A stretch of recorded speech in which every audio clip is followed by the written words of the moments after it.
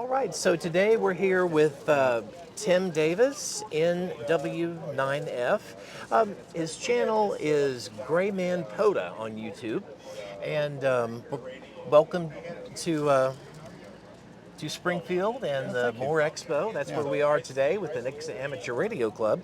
And I just have some questions about your YouTube channel. What inspired you to start out in amateur radio? How did you start with Parks on the Air? So I've been involved in some form of radio since I was actually a kid. I studied to do commercial radio through high school Oh, and everything like that. And probably like a lot of people in my age range, I'm in the Gen X. Probably CB radio was my first experience yep. to something like that. So most of our friends, we kind of gravitated to amateur radio. I didn't want to get involved in CW and Morse code. It terrified me.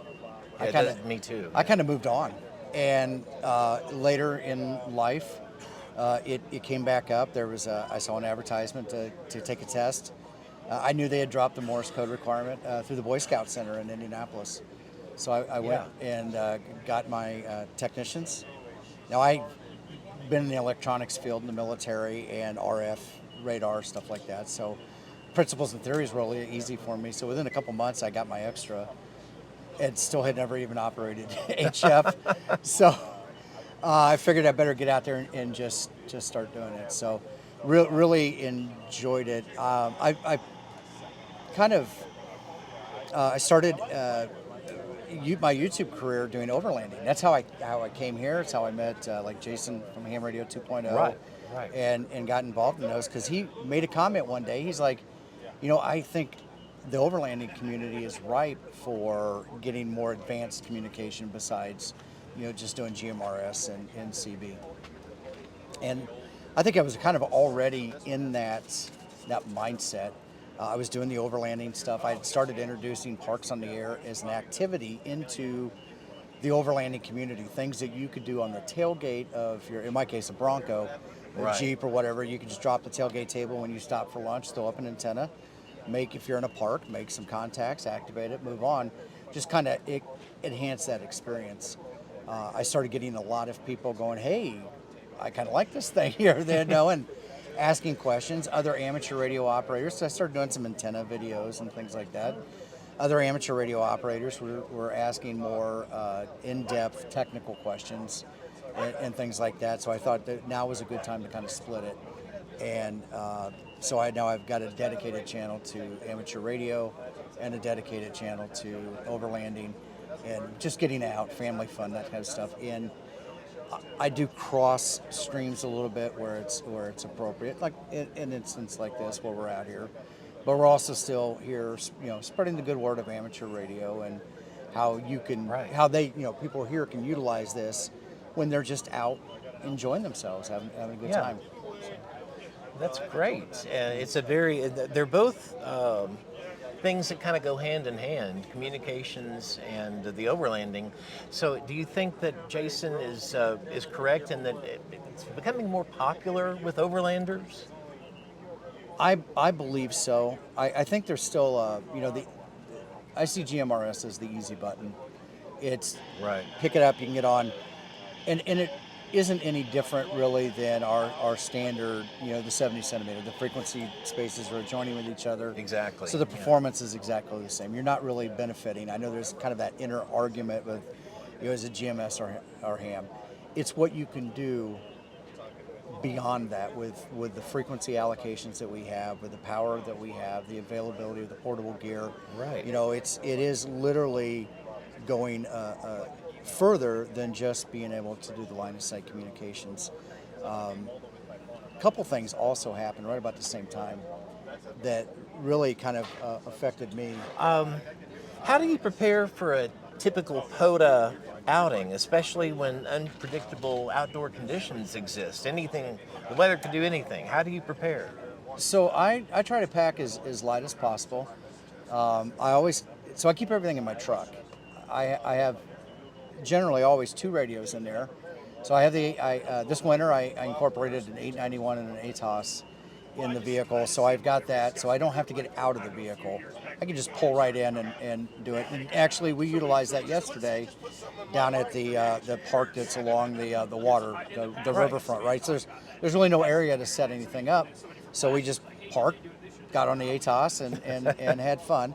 But I also have a larger radio, like an ICOM IC 7300 or a 991 that I can put in the back and run it off the battery.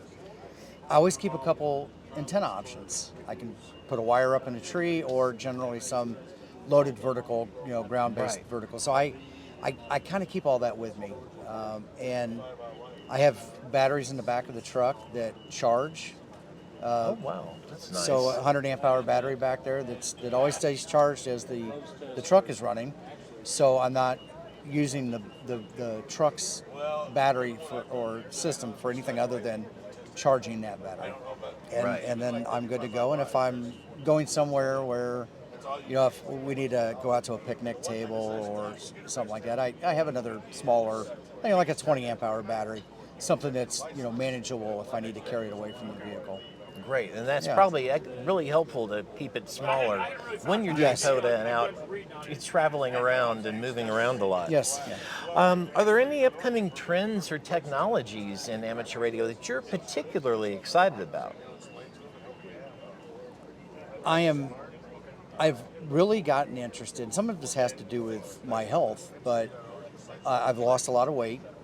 And so a lot of these newer, smaller QRP radios are really interesting me, and being able to go out and go hike somewhere. Not necessarily, I'm not really interested to climb up the side of a mountain yet. Right. Like our friends out on the West Coast. Yeah.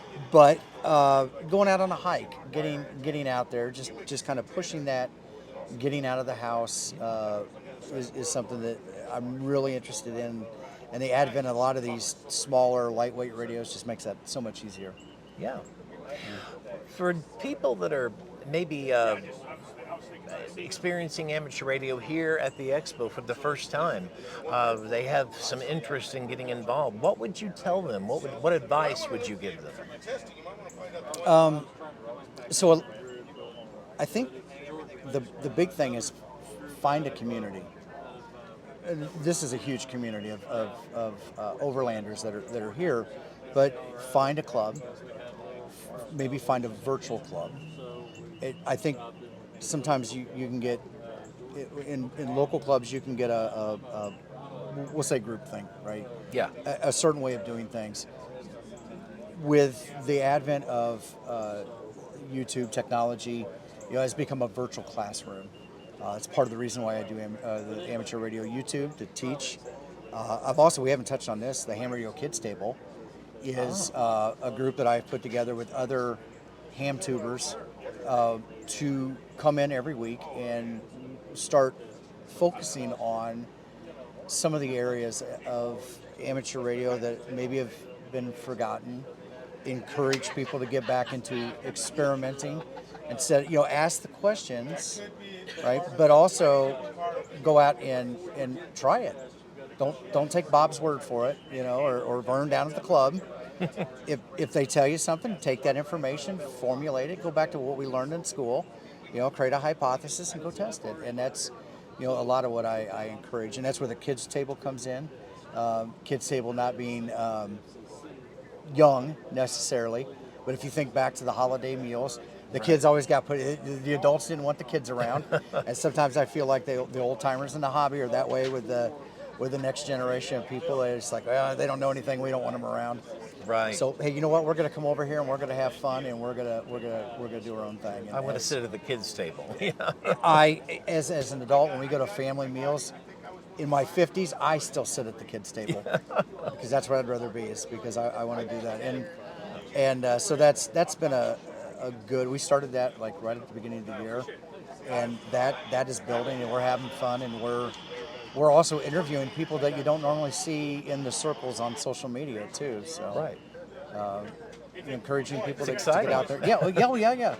Because I think there's a lot of there's a lot of good wealth in the community, of a good wealth of information Right. that doesn't necessarily find its way out because they, it takes an A-type personality to get out and do what we're doing here and be able to talk to a camera and not do that, but encouraging some people just to start shooting a video. And 5 years ago, I was in the same way. I had a guy encourage me to start shooting my videos because it's for work, but because I have information to share.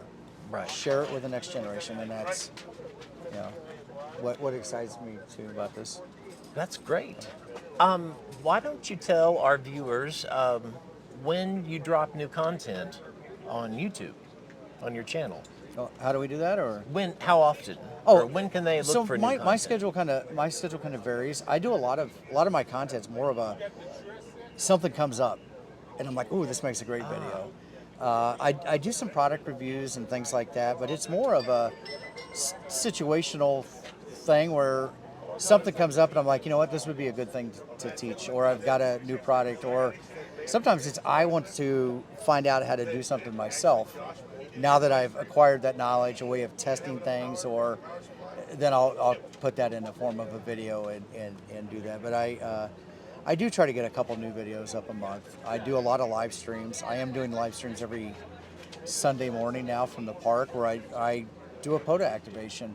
And that's a dynamic thing. I'm there. Some people want to make contacts. Some people want to use that to be able to hear themselves over the air and kind of get a feel for what they sound like on the other side. I also do that to encourage people to get out and activate, not hunt, but get out and activate. Right. And a lot of times it's just that encouragement of picking up the microphone, because I was mic shy too, picking up that microphone and letting them know that you can call CQ and goober it up, and it's okay. Laugh about it, move on. And I still do it. I still do it all the time, and I want people to see that. I think sometimes we are, as ham tubers, through the power of editing, sometimes we come across as being really good at something when we make mistakes too. And so I do this live, so there's no opportunity to edit. Right. Yeah. Mistakes do happen. They do happen. He's got a great channel, it sounds like, folks. So check every month. It's GraymanPOTA, right? GraymanPOTA. But if you go to GraymanPOTA.com, GraymanPOTA.com, POTA.com, there's links to all of the various various social media channels. Okay. So some people are YouTube, some are Facebook, some are X, Instagram. So all those links are in there, and I try to post videos or post how to get to the videos through there. Awesome. That's great. Our viewers will enjoy that. Thank you for spending some time with us today. Thank you. I appreciate it. Thank you. All right.